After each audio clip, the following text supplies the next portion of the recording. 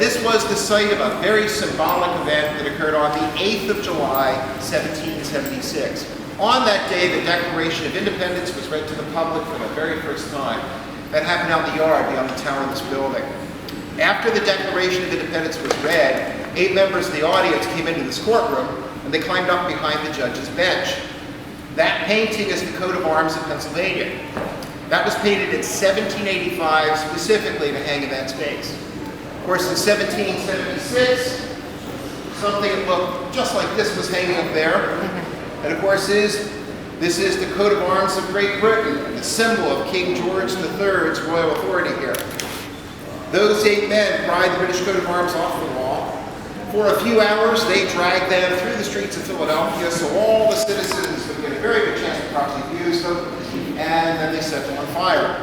And of course, they did all this to make a very simple but a very important point. King George III and his government no longer held any more power or authority here. Now, certainly desecrating and then burning the British coat of arms, that was an act of treason. It was minor compared to all the acts of treason that occurred in the room just behind you. So if you turn around and go across the hall, we went to the assembly room. That is where the Declaration of Independence and the United States Constitution were both signed. Again, please do make sure all the shorter folks are up in the front, taller folks in the back, please.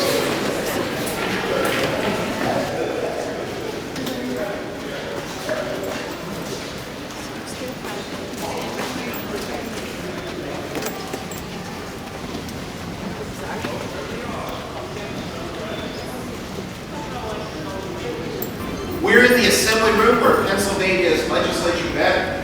They moved upstairs to make way for Congress. Congress began meeting here in May of 1775. It was not until July of 1776 when the men in this room could actually bring themselves to admit that they had exhausted every other option. Independence from Great Britain was the only option they had left. And we actually celebrate the long day. Congress declared independence in this room on the 2nd of July, 1776, when they voted to adopt a resolution proposed by Richard Henry Lee of Virginia. His resolution stated that these united colonies are and outright ought to be free and independent states. 2 days later, on the 4th of July, Congress voted to adopt the amended text of the Declaration of Independence written by Thomas Jefferson. And of course, the last thing the men in this room were all worried about is which day of America should be celebrated. Because as far as most of these men were concerned, there was little to celebrate. You know, in declaring independence, they were now formally going to war with the strongest power in Europe.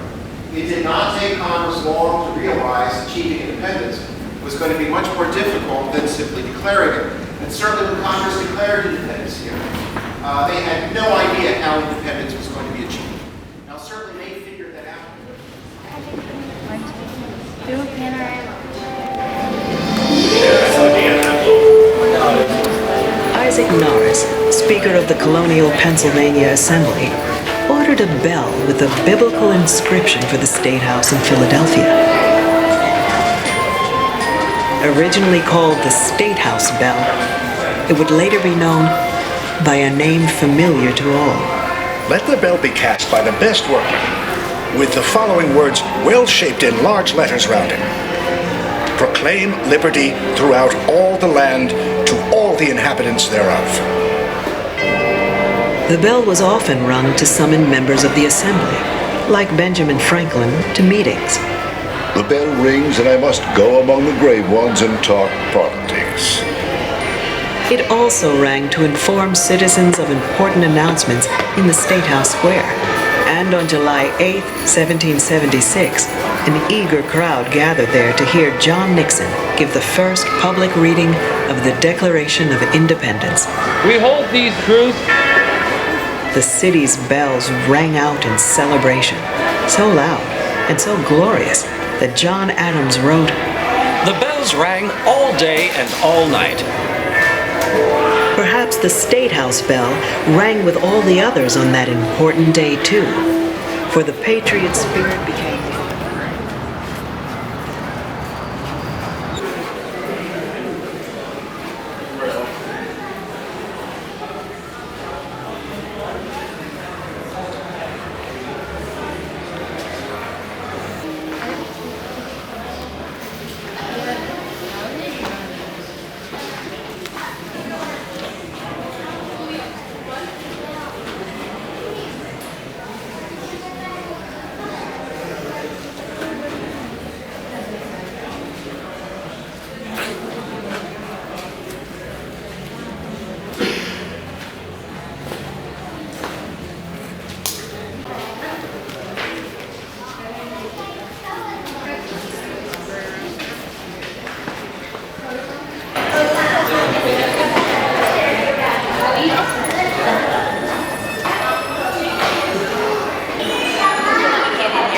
bell that you're looking at, the Liberty Bell, rang for 93 years, and it began to get a crack in it.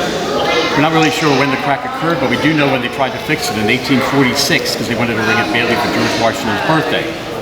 Well, there was a hairline crack right where that large thing is. That's actually the repair of the crack, because the crack is only as thin as a piece of hair. So what they did is they call it spot filling. What you do is you make the crack really big. So this way then when it rings, it can't rub against each other. And so they did that in 1846. The intention then was to ring it all day long. As they're ringing it, about 3 hours into the ringing, they start hearing that metal against metal sound. They get really worried. They go up into the tower. They notice now that the hairline crack goes through the crown of the bell, up to the word "and," where it says "pass and stow," up to the word "the," and even to the word "liberty." And once it gets up there, you can't ring it any longer because you can't make that crack large like you did this one without the whole side would come off. So the last time it rang was in 1846. And the abolitionists are really the ones that saved it in the 1830s, because up until that point, it was just basically a bell. The abolitionists read the inscription on the top from the Bible, Leviticus 25, verse 10. It says, "Proclaim liberty throughout all the land unto all the inhabitants thereof." And they said that would be the perfect symbol for the anti-slavery movement. And so they wrote a poem about the bell, and it's called the Philadelphia Liberty Bell. So up until the 1830s, that wasn't really a bell that they were going to save, and then it's really the abolitionists who saved it in the 1830s. Then they repaired it in 1846, and then after that, they couldn't ring it any longer. And then the whole idea about liberty became even more expanded. It then represented women's rights, and it talks about now human rights around the world. So now it's an international symbol.